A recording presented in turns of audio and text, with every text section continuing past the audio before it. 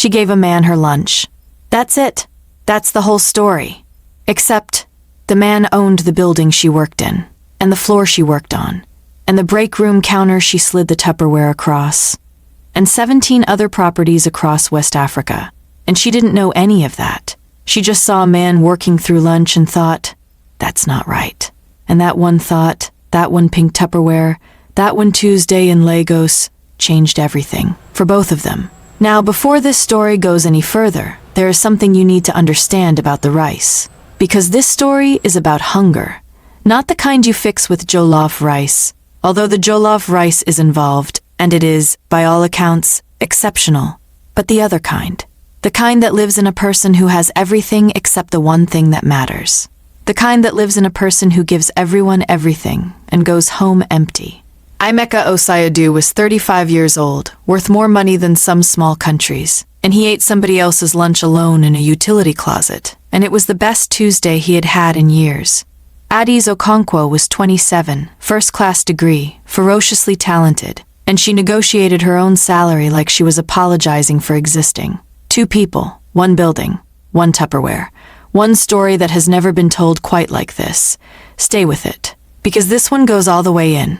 Before the CTA goes up, there is something worth sitting with. Have you ever done something kind for someone, something small, something completely unremarkable, and had no idea that it mattered?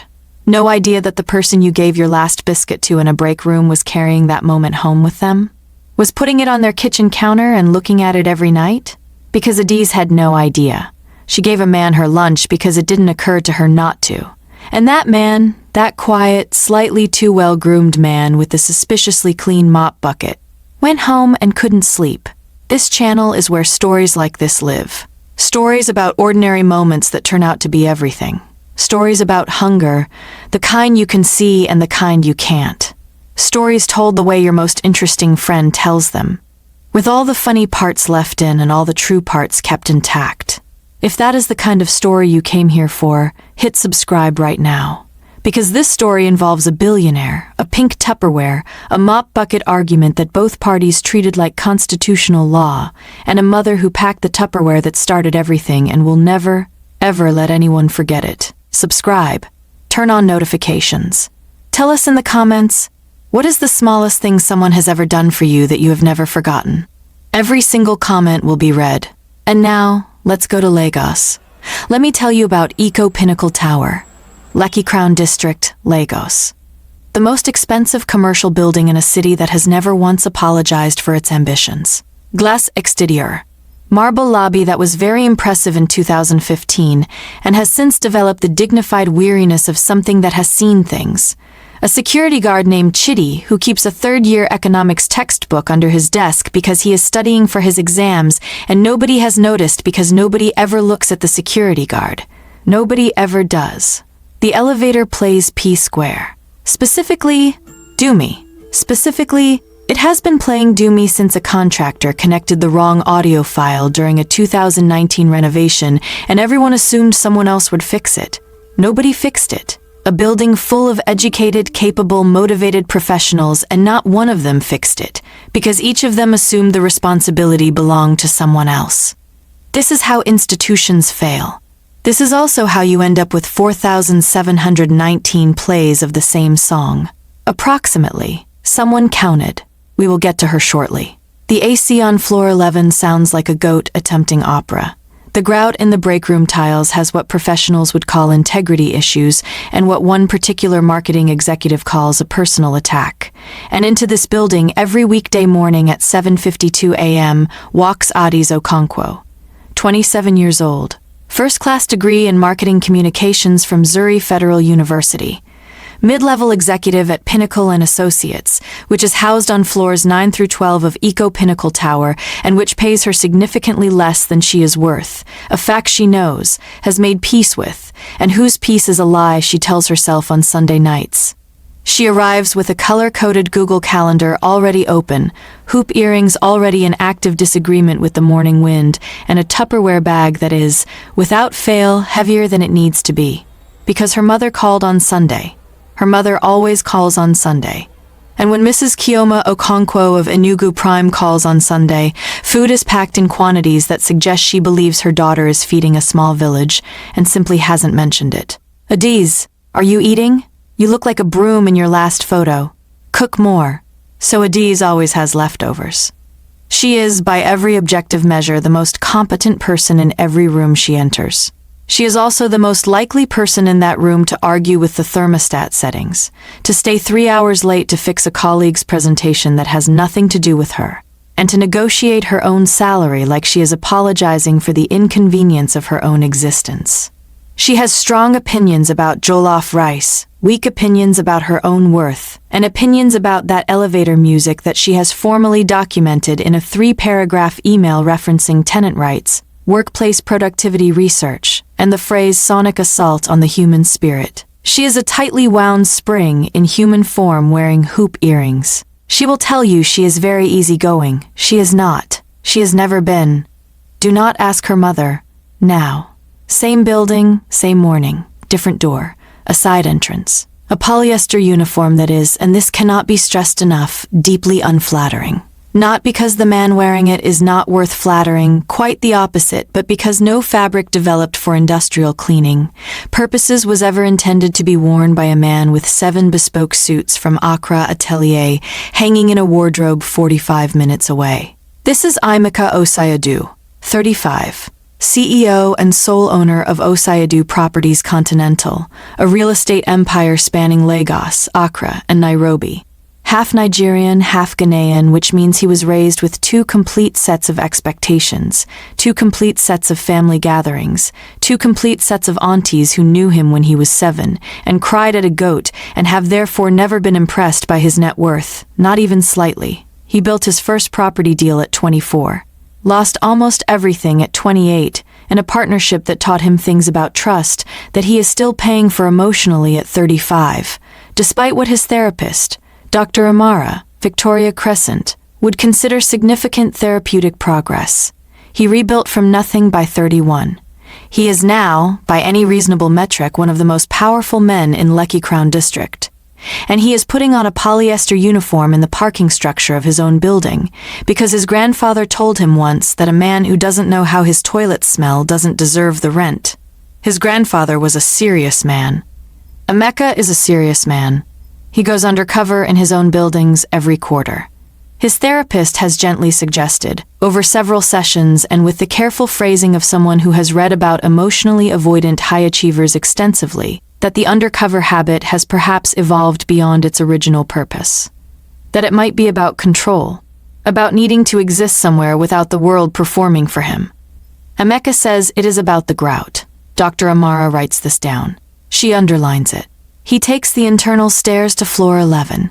He positions his mop bucket outside the break room. The tile grout in that section does genuinely have an integrity issue. He is there for professional reasons. He is also there because a woman in hoop earrings walks past at 1 p.m. every day with a Tupperware bag. And he has been on this floor for 4 days, and he tells himself these 2 facts are completely unrelated. They are related. He has not examined this. The folder is still empty. For now. Tuesday, 1:02 p.m. Adaeze walks toward the break room with her Tupperware bag and her 40-minute lunch window and her very full schedule and her very empty morning because she gave her last good idea to a campaign her supervisor will present as his own on Thursday, and she is thinking about this and not about the janitor near the counter until she is. He hasn't eaten since morning. She can tell. She doesn't know how she can tell, something about the particular quality of stillness in a person running on no fuel, but she can tell, and the thought arrives before any other thought gets a chance to form. That's not right. Not a calculation. Not a performance of generosity for an audience. Not even a decision exactly. Just a recognition followed immediately by an action, the way you step around a puddle without consciously deciding to step around a puddle. She stops. She comes back. She slides the Tupperware across the counter. Oya take, my mother packed enough for a village. I can't finish it. She walks away without waiting to be thanked. He stares at the Tupperware. He stares at the hallway she disappeared into. Nobody has ever done this. Not his board members who take him to expensive restaurants and call it relationship building. not his personal chef who is paid very well to ensure he eats.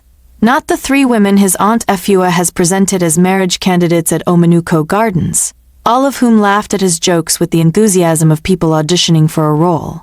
Nobody has just slid something across a counter and walked away. No invoice. No expectation. No waiting.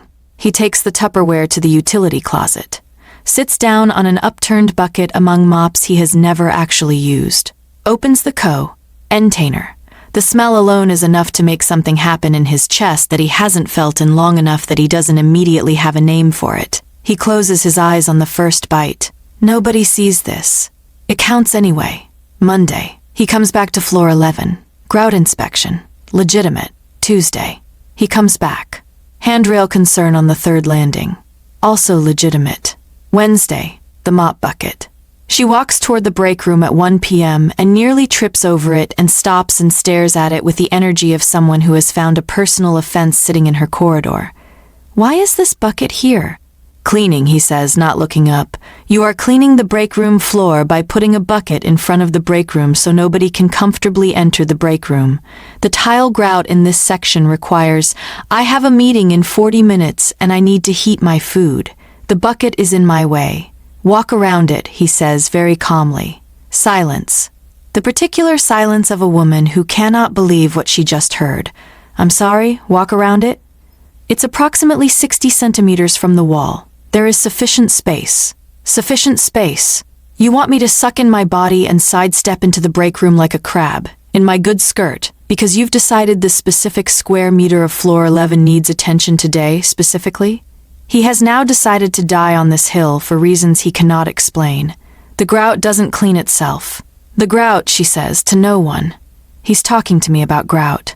She steps deliberately over the bucket, maintaining full eye contact, heats her food, comes back, steps deliberately back over the bucket, and leaves. He moves the bucket 3 minutes later. He doesn't tell her. She finds out at 3 p.m. when she walks past and it's gone, and she spends the rest of the afternoon inexplicably pleased about this. She doesn't examine why. Thursday she notices his hands. Too smooth for cleaning products. Too steady for someone who mops for a living. He holds himself like someone who has never been told to wait. She files this observation away and labels the folder probably nothing and refuses to open it because she is very busy and very wrong. Friday, she gives him lunch again. They eat near each other, not together, near, in a silence that is more comfortable than it has any right to be between 2 people who argued about a mop bucket 48 hours ago. In the building management office on the 14th floor, a woman named Blessing Adami opens a fresh notebook. She is Emeka's PA. She has been his PA for 6 years. She knows where every body is buried, metaphorically, and she has a highly accurate internal alarm that fires whenever her employer is about to do something he won't admit is about a woman. The alarm has been ringing since day 1. She opens to the first page. She writes tab 1 at the top. She writes the janitor situation. She will be right about everything. She will be insufferable about it. 3 weeks into the inspection, the P-square situation came to a head. Adaeze had been building to this. She'd been building to this since 2019, if the timeline is accurate, which it approximately is. On a Tuesday morning before she had finished her first cup of tea, while the elevator carried her upward accompanied by the opening bars of Do Me for what felt like the 4,719th time, something crystallized. She got off on floor 11, went to her desk, and began writing. 3 paragraphs. Tenant rights legislation cited by section. Productivity research from 2 academic journals on the effects of repetitive audio stimuli in workplace environments. And the phrase arrived it organically, standing up in the middle of composing, pacing to the window and back, sonic assault on the human spirit. She was in the lobby at lunchtime, phone in hand, composing the email with the focused intensity of someone filing a legal motion, when she nearly walked into Emeka. He was standing at the elevator panel with the expression of a man inspecting the mechanism, which he was technically, and the barely contained amusement of a man who had known about the audio file for 3 weeks and had been quietly, privately delighted by it every single time. "Are you here about the music?" He paused, in a manner of speaking. "Good, because I am emailing building management right now and I need a witness signature. Can you write your name here? You want the janitor to co-sign your complaint letter." I want a human being to co-sign my complaint letter. You qualify, barely, after the bucket incident. But yes. He looked at her phone. 3 full paragraphs. He read them. He read the academic citations. He reached sonic assault on the human spirit and had to look at the elevator panel for a moment. This is quite strong, he managed. Dumi has played 4,719 times in this elevator since January, she said. I counted, approximately, using the average elevator ride length and a calculator. This is what this building has reduced me to, Emeka. Mathematics. What would you replace it with? Anything. Silence. Rain sounds. A man reading a grocery list. Literally anything that is not P-square at 8 a.m. before I have had coffee. Have you considered that some people enjoy it? She turned to face him fully. The look she gave him was the look of a woman who has considered something and found it morally wanting. Have you considered that those people are wrong? He laughed. Actually laughed. Not the sound he produces in board meetings when someone says something mildly amusing and he wants to seem approachable. A real laugh. Short. Surprised. Like it escaped before he could file a motion to prevent it. Adaeze stared at him. Something shifted in her expression. Not softening exactly, more like a recalibration. Like her brain was updating a file. You should do that more. Do what? Look like a person. The elevator opened. She got in. Dumi played. She closed her eyes with the suffering of a saint, and the doors closed between them. That night, at 11:47 p.m., Emeka sat at his actual desk in his actual apartment, which is large and well-furnished and contains 0 groceries because he hasn't bought his own groceries since 2019, and the housekeeper handles it, and filed a work order. Audio system upgrade. Full replacement. He typed it himself, which he has not done with an administrative task in 4 years. He did not examine why he typed it himself. He filed it and went to bed. The next morning, Blessing saw the timestamp and added 3 pages to the notebook. The notebook now had subtabs. It was around this time that the conversations between Adaeze and Emeka began doing something unusual. Not unusual from the outside. From the outside, they still looked like a marketing executive and a janitor exchanging the kind of break room small talk that colleagues develop simply from occupying the same floor for several weeks. But from the inside, in the space between what was being said and what was being meant, something was accumulating that neither of them was examining. There was the conversation in the stairwell, where she said the building management was useless, and she meant she was frustrated, and he was the least threatening person available to receive that frustration, and where he heard she trusts me with this, and filed it under a folder he did not have a name for yet. There was the break room, where she made 2 cups of tea and gave him one with no occasion and no explanation, and where he watched her stir hers counterclockwise every single time, a habit she didn't know she had, and filed this in a different folder. Both folders were unlabeled. He was aware this was a problem. And then there was the stairwell on the day he overheard the phone call. He was there for professional reasons. The handrail on the 3rd landing had a paint integrity issue. He had been examining this issue for 45 minutes, which is approximately 43 minutes longer than any handrail has ever required. He was not waiting for anything. He was conducting an inspection. He was present in that stairwell for entirely legitimate purposes. Adaeze came in at 12:40 p.m. the way she always did when she needed privacy. Shoulders down, voice lower than usual, phone pressed close. She was talking to Ngozi. I just don't want to make it uncomfortable, Ngozi. I've been here 2 years. I don't want to seem difficult. The number isn't that far off. The number Emeka knew from building lease documents that included the company's financial disclosures was significantly far off, not a little. Significantly. He knew what this company charged for the space it occupied.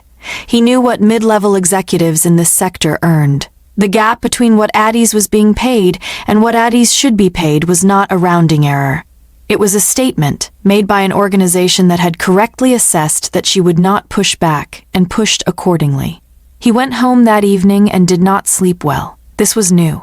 1 week later he brought it up. He should not have brought it up. He had no professional or personal standing to bring it up. He brought it up anyway, from behind a mop, not looking at her, in the voice of someone delivering a casual observation. You should ask for a raise. Adaeze stopped walking. The particular quality of her stillness, the kind that precedes a very precise response, should have been a warning. It was not a warning he heeded. I'm sorry? You've been here 2 years. You run campaigns that your supervisor presents as his own. You should negotiate. How do you know what A pause. A very specific pause. Were you listening to my phone call? The stairwell echoes. The stairwell, Emeka, that was a private, you're underselling yourself. You're a janitor. She said this not unkindly but with great emphasis, the way you might remind someone that they are standing in traffic. You mop floors. Why are you giving me career advice? Because someone should. The silence that followed was the silence of a very accurate thing landing in a very unexpected place. I am a grown woman, as he said, with the careful enunciation of someone who has decided to be very calm and is working very hard at it, with a first-class degree, 6 years of professional experience, and a mother who has been narrating everything I do wrong since 1997. I do not need career advice from a man whose primary professional relationship is with a bucket. The bucket is not the point. The bucket is extremely the point. Stay in your lane, Emeka. She walked away. She came back. He was beginning to understand a structural feature of their arguments rather than an escalation of them. And the stairwell does not echo that much. You were eavesdropping. Admit it. I was in the stairwell for professional reasons. Name one. A long pause. The handrail on the third landing has a paint integrity issue. She stared at him for a very long time. He held the stare with complete composure. You are the strangest man I have ever met, she said finally, and left. She asked for the raise the following Monday. She sat across from her manager with her hands flat on the table and her voice very steady, and she named the number she deserved. The real number, not the apologetic one, and she waited. She got it. She told Ngozi. She told her mother. She did not tell Emeka. Emeka found out 3 weeks later through building management documents and spent 20 minutes mopping the same section of floor while being quietly, intensely, privately pleased in a way that Blessing noted, dated, and added to the sub-tabs. Then came the Tupperware. Gave him lunch on a Thursday. He ate it. He put the Tupperware on the break room counter with every intention of returning it. Then his phone rang, authorization needed on the Accra Atelier deal, a time-sensitive matter, and he took the call and walked out of Eko Pinnacle Tower with the Tupperware in his hand, because he was on the phone and his brain had divided its resources. He realized this at 6 p.m. He was standing in his apartment kitchen, still on a second call, and he set the container down on the counter and the name written in permanent marker on the bottom caught the light and he thought, I'll bring it tomorrow. He did not bring it tomorrow. He put it on the counter the next morning to remind himself and then stood looking at it while he drank his coffee, thinking about the meal it had contained, thinking about the weight of a woman's mother's handwriting on cheap plastic, thinking about, he was not examining this. He went to work without the Tupperware. This happened for 5 days. Emeka, where is my Tupperware? I'm handling it. You are handling my food container. There was a situation. What situation could a janitor possibly have that involves my mother's Tupperware for 5 days? This was a fair question with no good answer. The genuine answer, that he kept putting it on his counter and looking at it every night, and forgetting to bring it back every morning because the looking distracted him, was not available to him. I'll bring it tomorrow, he said. You said that yesterday. I meant it both times. Emeka. She stepped closer, and her voice dropped to the register she used when she was genuinely deeply serious.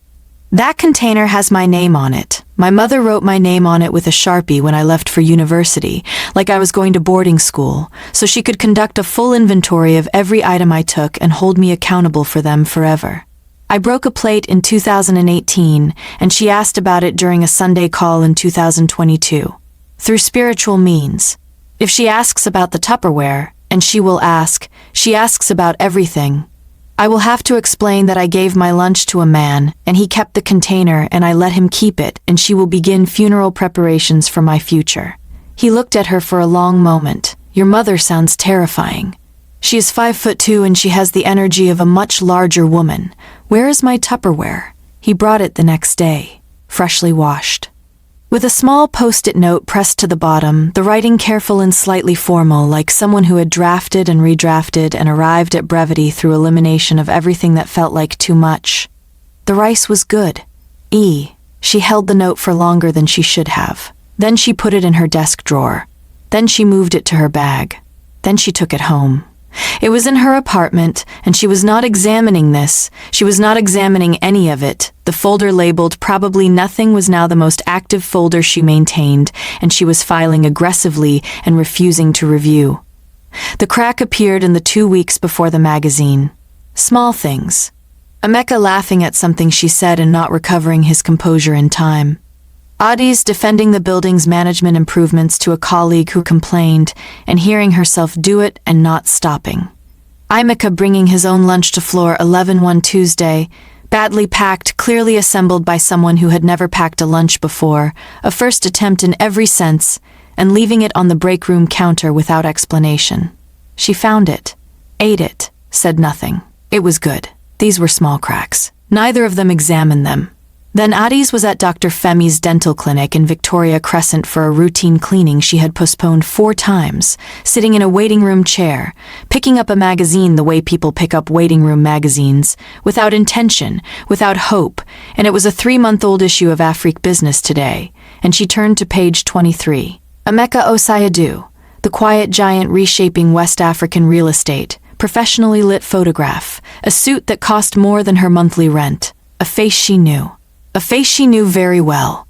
A face she had watched move a mop bucket at 3 p.m. on a Wednesday because she waited him out, and she had been inexplicably pleased about it for the rest of that day, and she had not examined why.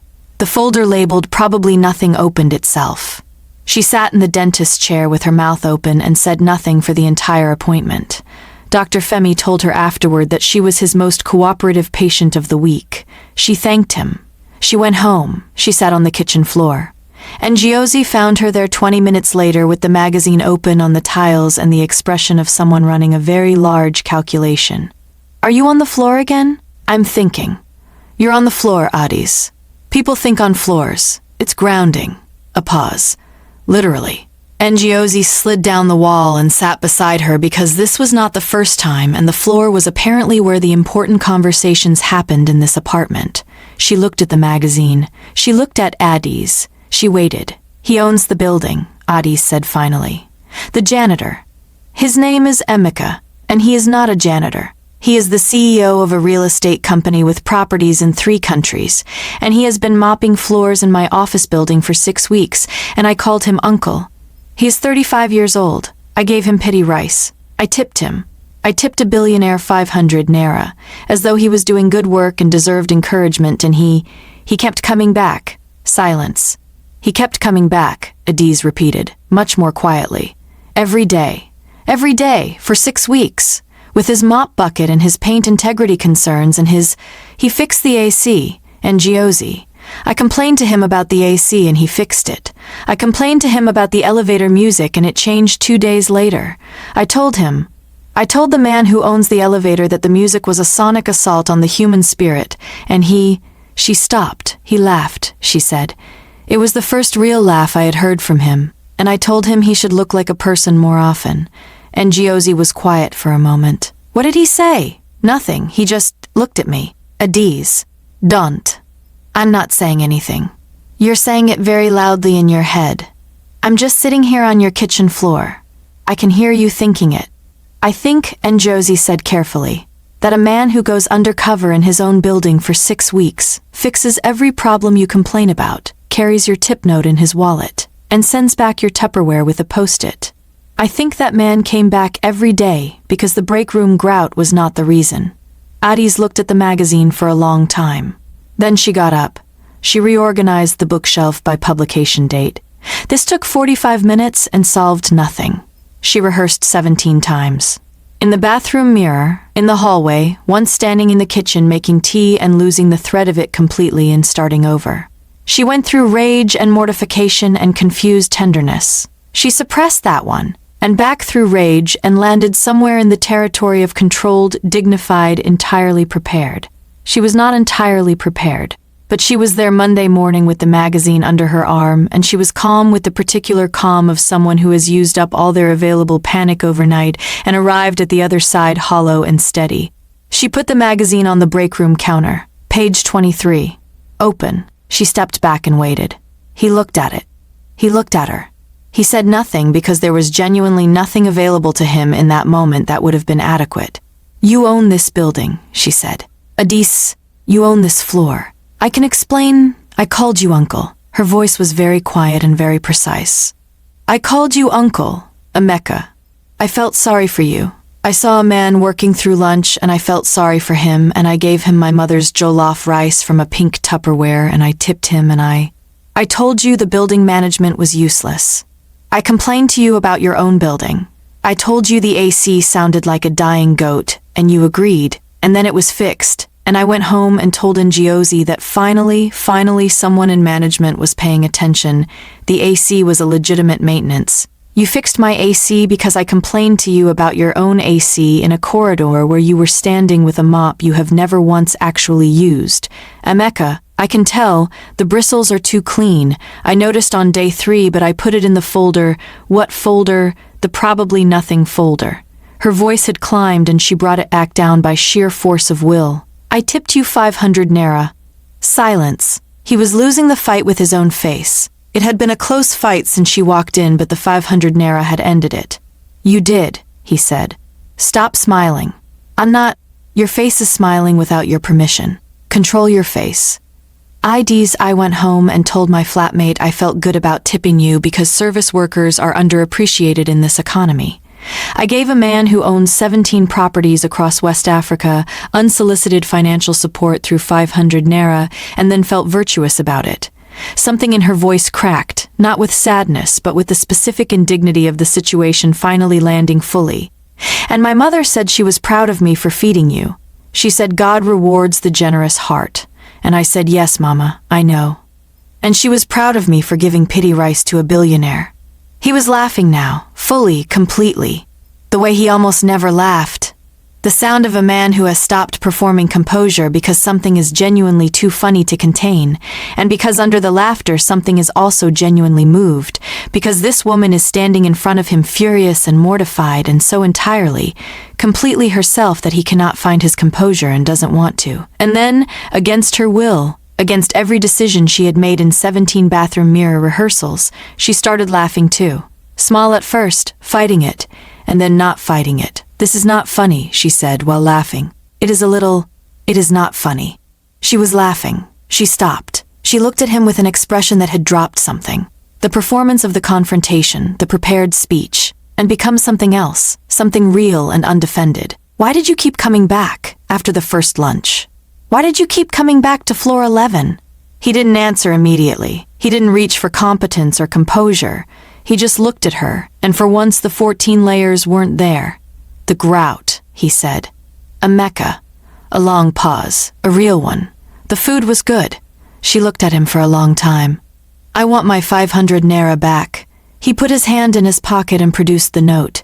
She stared at it. She stared at him. She took it, looked at it once, put it back in his hand. "Keep it. For the grout." From the lobby where she had been pretending to review documents for the past 10 minutes, Blessing closed her notebook. She stood up. She said to no one in particular, "Finally."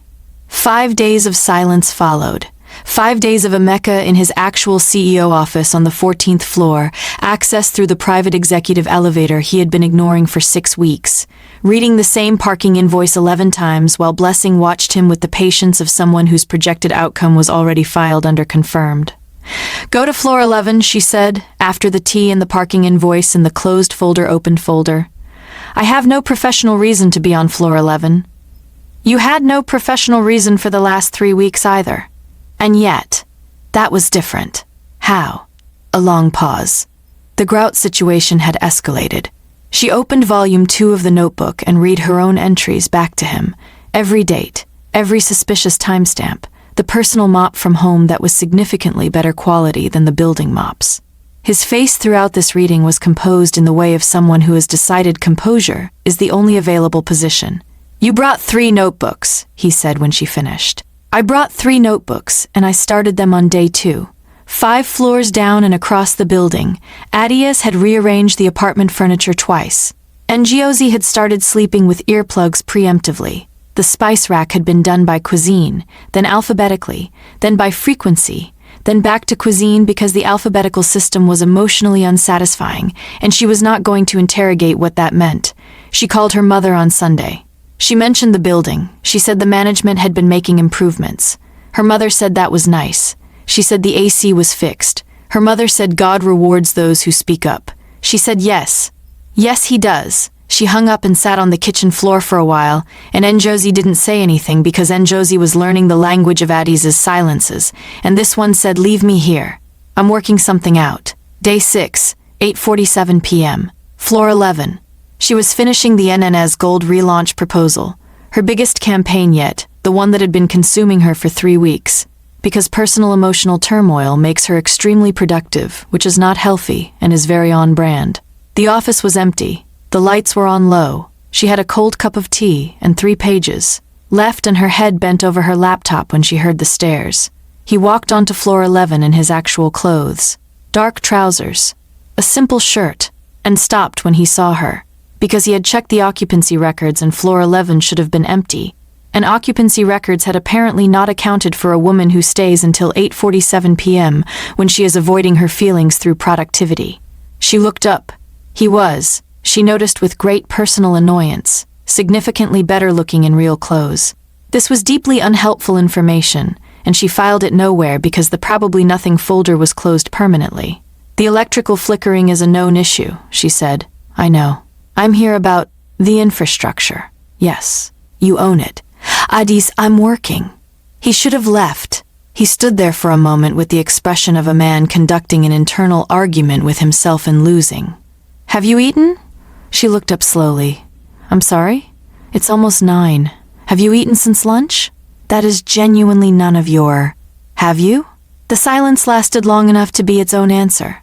"I had a biscuit at 4, she said finally, with the tone of someone making a minor confession under oath. He pulled out his phone and typed something. "What are you doing?" she asked. "Ordering food." "Emeka, you can throw it at me if you want, but you should eat first." He sat down across from her, not close, just present, and opened his own laptop with the body language of a man who had made a decision and was done negotiating about it. She stared at him. He looked at his screen. She looked at hers. And then, because there was nothing else to do and the alternative was arguing about the infrastructure, she looked back at her proposal. They worked in silence for 23 minutes. The food arrived from Mama Tidi's kitchen. Egusi soup, pounded yam, fried plantain. Anyone to say they are sharing a meal. He set it between them without ceremony. She dished her own portion without ceremony. They ate. The silence was the most comfortable either of them had been in for 5 days. It sat between them like something old and familiar that had no business being there yet. And was there anyway? "This is very good egusi," she said, not looking up. "They use the whole leaf, not the grounded powder." A pause. "You know egusi preparation methods." My grandmother was serious about soup.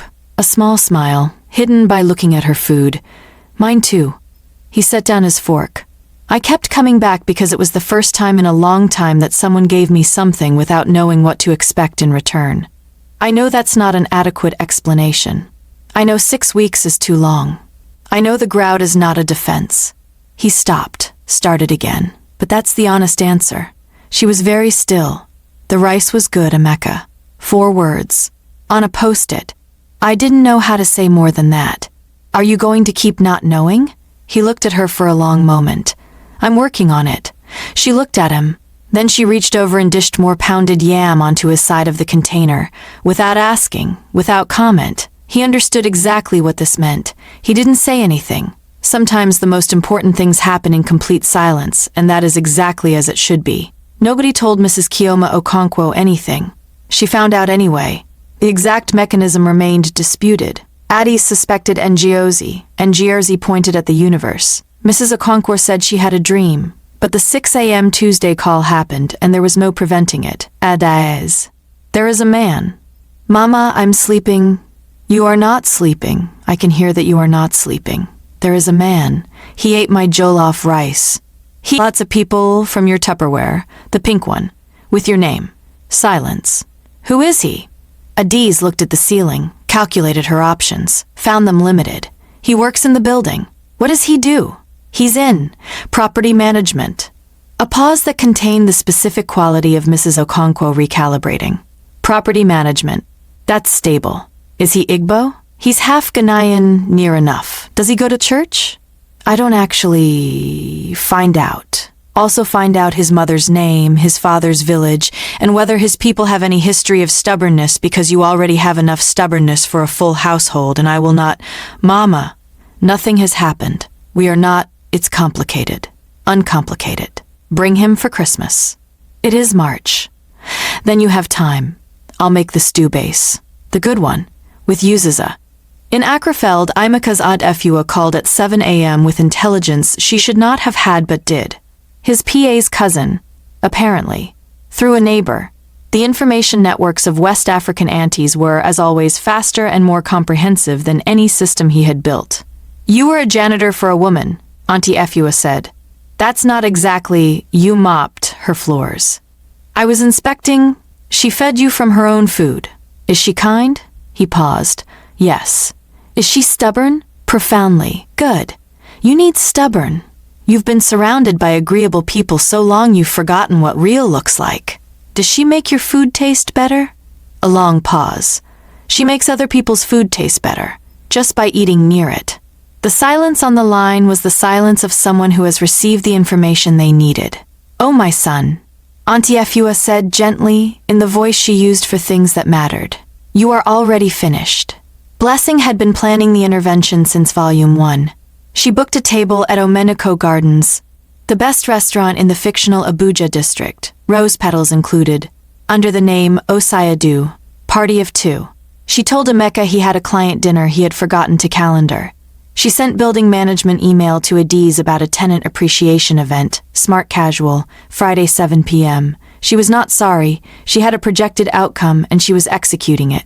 Adaeze arrived in a green dress she had chosen very carefully while telling Njosi she didn't care what she wore. She saw the table. She saw Emeka in a suit that confirmed everything she had not been examining about him, which was a great deal. She sat down because she had committed to the green dress and the commitment was irreversible. Did you know about this? She asked. No, yo. I got an email about a tenant appreciation event. They looked at the table. 2 glasses, candles, rose petals, champagne arriving that neither of them had ordered. The waiter placed it down and said cheerfully that the reservation note said, You're welcome. Volume 3 begins now. Don't waste it. Silence. She's been writing about us in a notebook, Adaeze said. 3 notebooks. 3. She's very thorough. Adaeze looked at the champagne, looked at the rose petals, looked at Emeka, who was watching her with the expression of a man who had made peace with the situation and was prepared to sit in it for as long as required. If I stay for this dinner, I want it on record that I am staying entirely against my principles. Noted. I'm ordering the most expensive thing on the menu. Please. And you're telling me your grandmother's egusi recipe. That's classified. Emeka. I'll consider it, he said, and something in his voice was warm in a way that was no longer hidden at all. It was the best dinner either of them had had in years. The narration gives them privacy for the meal itself, because some things are not for watching, only for having. What matters is the courtyard afterward, the mango trees and the fountain and the generator humming somewhere in the middle distance, because this is Lagos, and love is not exempt from infrastructure. The courtyard was quiet in the particular way of a place that has absorbed a great deal of noise and settled into something earned. Your suit is very nice, she said. Your dress is very nice, he said. A pause. This is the most normal conversation we've ever had. We had a very abnormal beginning. You wore polyester for 6 weeks. It was breathable polyester. That is not the defense you think it is. She laughed. The real one. The one that came from somewhere unguarded. And he watched it the way he had been watching it since a Wednesday in a mop bucket, storing it carefully, because he had been paying attention since the beginning, and he was not about to stop now. I want to start over, he said. You can't start over. I've already tipped you. He put his hand in his jacket pocket and produced the 500 naira note. She stared at it, then at him. You still have that. I kept meaning to return it. Emeka. Her voice was very gentle and very direct. Why do you actually have that note? He looked at her for a long time. In all the rooms he had stood in, boardrooms and negotiating tables and offices across 3 countries where very large decisions had been made, he had never once put down every layer at once. There had always been something kept, something held back, some part of the performance maintained because the performance was what kept everything functional. He put it all down now, all of it, at once, like setting down something very heavy after carrying it for so long he had forgotten the weight. "Because you gave it to me when you thought I was nobody," he said. "And nobody has ever—" He stopped, started again. "People give me things because of what I have. You gave me something because of what you saw, which was a man eating lunch alone. And you thought that was enough reason. I've been trying to figure out how to tell you that the Tupperware changed something, that the rice changed something, that you arguing with me about a mop bucket on a Wednesday afternoon was the most real I had felt in—" A small exhale, the sound of something being admitted that has been held for a long time. "I have a lot of words in the boardroom. I run out when it matters." She was very still. 4 words on a post-it. "It was a first draft." She stepped closer. "What's the final draft?" He looked at her, and there was nothing between them now, no performance, no distance, no careful maintenance of the space that had kept him safe and empty for 10 years. "The food was good. The company was better. I'd like to keep both if you'll let me." The fountain made fountain sounds, somewhere in the distance. A generator hummed, because this was Lagos and romance did not get an exemption from the realities of Lagos. And that was fine. That was exactly right, because this story had never once apologized for its setting, and it was not about to start. "That's 12 words," she said. "I'm improving." She was trying very hard not to smile. She was failing completely and gracefully, and without any of her usual suspicion about what it meant to fail at composure in front of someone who might be watching for an advantage. He was not watching for an advantage. She was beginning to understand this in the way you understand things that matter. Not all at once, but settling, deepening, becoming true in layers. "My mother wants you to come for Christmas. It's March." That's what I said. She said we have time to figure it out. A pause, something careful and open and entirely sincere. She's not wrong. The note changed hands one final time. "Keep it," she said. "You've earned it." "For the grout," he said. "For showing up," she said. Even in polyester, he put it back in his pocket, behind the black card, where it lived, where it had always lived. He extended his hand and she took it. Not dramatically, not with music swelling, though there was music, from a nearby wedding, because Lagos is a place where weddings happen and P-Square plays and love coexists with the full volume of ordinary life. "If we do this," she said, "you have to understand something. My mother will call you every Sunday. She will ask about your eating habits and your church attendance and the spiritual health of your real estate portfolio. She will send food, so much food. You will never need to buy groceries again, but you will also never have a Sunday that belongs entirely to you." Something settled in his chest, something warm and specific and long absent. "I haven't had a Sunday that felt like something in a very long time." She squeezed his hand. "Also, the elevator music stays changed. That is non-negotiable." "Done. And the AC on floor 11, Adaeze." "What?" He looked at her with the full, unguarded, entirely present thing. No composure, no distance, no 14 layers, just him. "I'll fix whatever you need fixed. Just stop running from the good things." She opened her mouth, closed it, looked at him with an expression that moved through several emotions quickly, and arrived at something that was not quite any of them individually. "I was going to say the same thing to you," she said, very quietly. A beat. They both started laughing at exactly the same moment. The kind of laughter that bends you forward, that comes from somewhere deeper than funny, that happens when you realize you have been carrying the same thing as the person across from you, and neither of you said it, out loud for months, and now here you are in a courtyard with rose petals and a generator and P-Square from a neighboring wedding, and it is both ridiculous and exactly right. They were the same wound in different clothes. They had both known it since a Wednesday and a mop bucket. They were both, finally, done running from the most obvious thing. 3 months later. Blessing got a raise, significant, immediate, well-deserved, and framed the payslip. Beside it, in a smaller frame, she put page 1 of volume 1 of the notebook, the first entry, March 1st. Sir has been spending considerable time on floor 11. Official reason, grout inspection. Actual reason, a woman with a pink Tupperware. Projected outcome, absolute chaos followed by something good. Estimated timeline, too long because they are both stubborn. Begin notebook. She was right about everything. She was insufferable about it. She earned the right. And Josie got the apartment to herself on Friday evenings, which she used to reorganize her own spice rack in the system of her choosing, undisturbed, in glorious and complete peace. Adaeze's emotional furniture rearranging had reduced to once a month. Dr. Amara called this significant progress, and Josie called it a miracle. The post-it note stayed in Adaeze's possession forever, and Josie kept this secret because some things belong to the person they belong to. Mrs. Okonkwo got Christmas. She made the stew base, the real one, the good one, with the uziza leaf quantity that was a political decision and had never been up for negotiation. She served Emeka first, before her own children, before her husband, before anyone who had known her longer or loved her louder. She watched his face when he took the first bite. He closed his eyes. She looked at Adaeze across the table and her expression said what she would never say out loud. I packed that Tupperware. I wrote your name on the bottom in permanent marker. I packed enough for a village because I always pack enough for a village. You're welcome. This is what I did for you. Later, she took him into the kitchen under the pretense of showing him where the pots were kept. You make her laugh? She asked. I try. She doesn't laugh easily. She pretends to. You know the difference? Yes, Ma, he said, and he did. She'll argue with you about everything. I know. She'll rearrange the furniture when she's upset. I've been told. She'll give her last food to a stranger and come home hungry and not tell anyone. He was quiet for a moment. I know. I'll feed her back.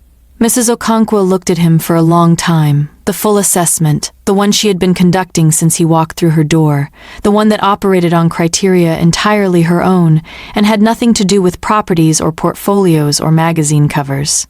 Then she turned back to the stove. Good. Now come. I'll show you the egusi recipe. The real one, not the one I give to everyone. Adaeze, watching from the doorway with her hand over her mouth, saw Emeka catch her eye over her mother's head. He mouthed, the uziza quantity. She mouthed back, don't push it. He smiled. The real one, the unguarded one, the one that had been escaping without permission since a lobby and an elevator and one genuine laugh, and turned back to learn the recipe. The highest honor Mrs. Okonkwo had ever given a person not of her own blood, given quietly in a kitchen on a Tuesday evening in December. Sunday, his apartment. The Nairobi portfolio open and unread on the laptop. She was cooking. Jollof rice from memory from her mother's recipe, which she could make the way you make things that were taught through proximity rather than instruction. Standing beside someone who knew, watching without being told you were learning, until the knowledge belonged to you. The apartment smelled like tomatoes and heat and something that didn't have a name but that settled in his chest the way the utility closet on floor 11 had settled in it, the way the first Tuesday had settled in it, the way certain things settle when they are exactly right and you were not expecting them to be. Stop staring, she said, without turning around. I'm not staring. You've been not staring for 20 minutes. I'm reviewing. The Nairobi portfolio is on your laptop. I am at the stove. These are different locations. He got up. He came to stand beside her. Not to do anything, just to be present in the same space, because he had spent 10 years in buildings he owned and belonged to none of them, and he was still learning what it felt like to be somewhere rather than just in it. The portfolio can wait, he said. It has a Tuesday, Adaeze. Why? He reached past her and stirred the pot, counterclockwise. The way she stirred it. The way he had watched her stir it in a break room on floor 11, with a habit she didn't know she had, that he had filed somewhere in a folder and never forgot because he had been paying attention since the beginning, and the habit was hers, and it mattered. She went very still. How did you know to stir it that way? He set the spoon down. He was close enough that she had to look at him, and she did. And he looked back with nothing held back, nothing maintained, everything available. I've been watching you since the beginning, he said. I pay attention to what matters. The rice bubbled gently. The evening light, the specific gold of a Sunday at 6 p.m. in Lagos, the light that fell across kitchens all over the city while mothers prepared for their calls and daughters braced for them, lay across the room. Somewhere across Lekki Crown District, Mrs. Okonkwo was picking up her phone. Blessing was opening volume 4 of the notebook because she was committed to documentation and would not stop now. And Josie was reorganizing her spice rack in the system she had always wanted, in peace, in her own time. She gave him a bowl first. He closed his eyes on the first bite. This time she saw it. It counted more than anything. The rice was always good. It just needed the right table. There are things this story is about that it never says out loud. It is about the way generosity, real generosity, the kind that doesn't calculate, the kind that slides something across a counter and walks away, is one of the most radical acts available to a person in a world that keeps meticulous score. It is about the way wealth, taken past a certain point, becomes not a protection but a wall, and how the most powerful person in a building can be its loneliest resident. It is about the difference between being seen and being known, how you can be on the cover of a magazine and invisible, how you can be surrounded by people who know your name and still be profoundly, quietly alone. It is about the women who feed entire rooms with their talent and their energy and their generosity and go home and negotiate their own worth like an apology. It is about the inheritance we carry, the recipes and the handwriting and the philosophy passed down through kitchens and phone calls and Tupperware labeled in permanent marker by mothers who were serious about keeping track. And underneath all of that, it is about one simple, enormous truth, that the most revolutionary thing you can do in a world that counts everything is give something away without counting. And the most terrifying thing you can do, and the most necessary, is let someone give something back. Adaeze knew the first half. She had always known it. She gave freely and recklessly and without stopping to calculate, because that was who she was, and it was her most dangerous and most beautiful quality. Emeka had to remember. 10 years of walls and yes people and silent invoices attached to every kindness had made him forget that some things are just given. That a person can look at you, really look, and want nothing from what they see except you. The Tupperware taught him. The post-it was his first draft of saying so. The courtyard was the final one. And the kitchen, the Sunday kitchen, the counterclockwise stir, the closed eyes on the first bite, was the proof. Feed people. Let yourself be fed. Pay attention to what matters. Stop running from the good things. These are not small lessons. They are, in fact, everything. Thank you for staying until the end of this story. 40 minutes is a long time to give anything, and the fact that you gave it to a pink Tupperware and a mop bucket and two stubborn, hungry people finding their way to the right table, means something. Stories like this one exist because someone, somewhere, believed that the small things are worth telling slowly and with full attention. That the ordinary moments, a lunch shared, a laugh that escapes without permission, 4 words on a post-it, are where the real things live. If something in this story found you today, leave it in the comments. If you know someone who needs to hear it, share it with them. And if you want more stories told this way, warm, specific, funny, true, subscribe. There are more tables to find, more rice to make, more people learning, slowly and imperfectly and with great comedy along the way, how to receive what they've always deserved. See you at the next one.